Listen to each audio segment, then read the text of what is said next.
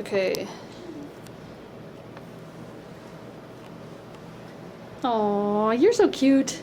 Oh, yeah. Thanks a lot. Okay. My name is Pat Dickie. I have 4 children, 10 grandchildren, and 2 great-grandchildren. Okay. I was the youngest of 12 children.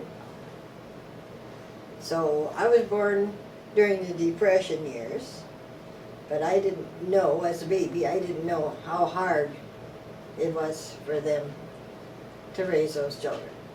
My father actually had to deliver me. My mother had to tell him how,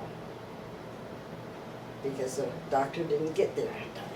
I was born at home, but I mean, 12 children, what do you expect? But I was a breech birth. So my mother had to tell him how to get me out of there so I didn't suffocate. The way our parents brought us up kept us very close together, brothers and sisters, because a deck of cards could keep us around that table, or a jigsaw puzzle. Jigsaw puzzles were so much fun. My mother's favorite thing was shut your mouth and eat. Because we'd be all yakking and actually a lot of times arguing at the table, and you know, the big family sitting around, and she'd say, shut your mouth and eat. It was funny, my dad and I had the same reading interests. And if I liked a book, I could give it to him and know he'd enjoy it too, and he was the same way. I grew up that way. I met Grandpa when I was young. I met him to my brother. And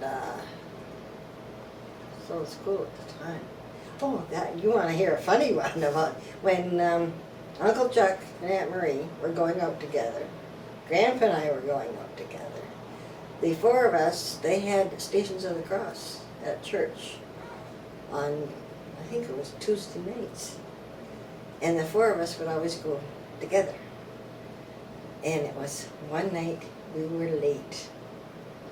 Aunt Marie goes tearing in first. She went down a side aisle. Goes tearing in first, flopped to a genuflection really fast, while Uncle Chuck practically somersaulted over her. And in the process, the only thing that stopped him from somersaulting was me going over Uncle Chuck. So, Grandpa, you're straight-laced in church. You do not laugh. Do not do nothing like foolish. He stepped back, but it didn't bother him. He didn't get into the fray. So we got in, and the priest is coming down. He's on the other side. Well, we could not stop laughing. And your grandfather got so mad at us. He told us off and said, quiet, be done, that's enough. We all shut up. A woman sitting behind us started giggling. She had been laughing all along. We didn't know it. Excuse me. So, yeah, that was one of the amusing times. But we had a lot of fun while we went out together.